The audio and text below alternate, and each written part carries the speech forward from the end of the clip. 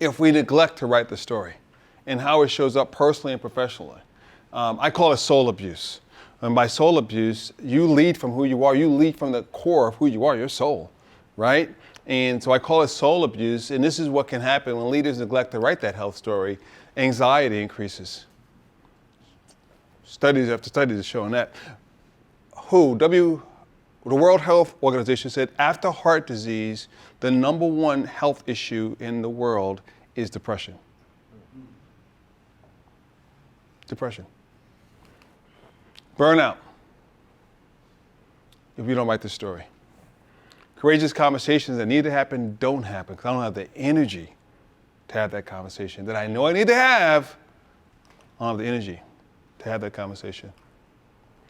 Culture suffers. I define culture a simple way, the way things are done around here. T-Mobile has a culture, the way things are done around here. And when culture suffers, engagement decreases. It's just a whole mess when the culture suffers. You got to be really, really intentional about the culture. When we start doing work for significance versus from significance, for love instead of from love. Trust suffers. Trust suffers. Trust suffers. This is what can happen as we write the story. Soul wellness, appreciation goes up.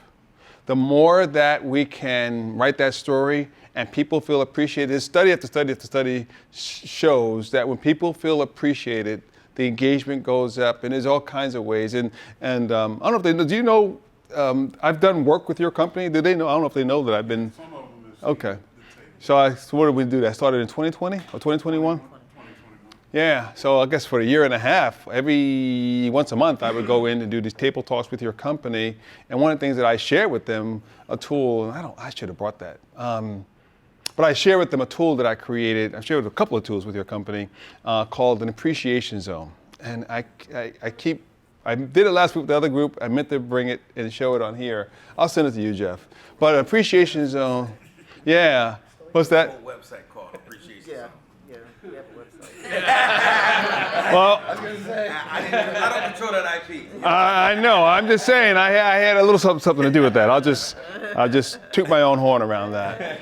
And it's very similar to what you have done because I'm aware of yours because I shared it when I was coming in once a month. And it's the idea that whoever comes in my space, I will esteem and refresh them. I will add value. I will see you. Whoever comes into my space, it's a mindset. Whoever comes into my space, I will add value. I will esteem them. I will refresh them. And it's basically a mindset that says, I will see you. I will hear you. I will speak good words. That's an appreciation zone. Yeah. I will see you. I will hear you. It's being present with self and present with other people. But again, you can't fake it and just put that on when you come to work.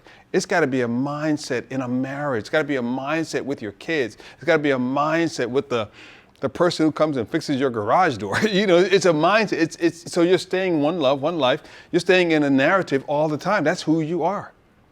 So it's not this disconnect. Does that make sense? So there you go. And then the burn on. Instead of burning out, we begin to burn on. Culture wins. Engagement increases. All the outcomes increase when the story is from the leader showing up from a place of health. Performance and productivity increases.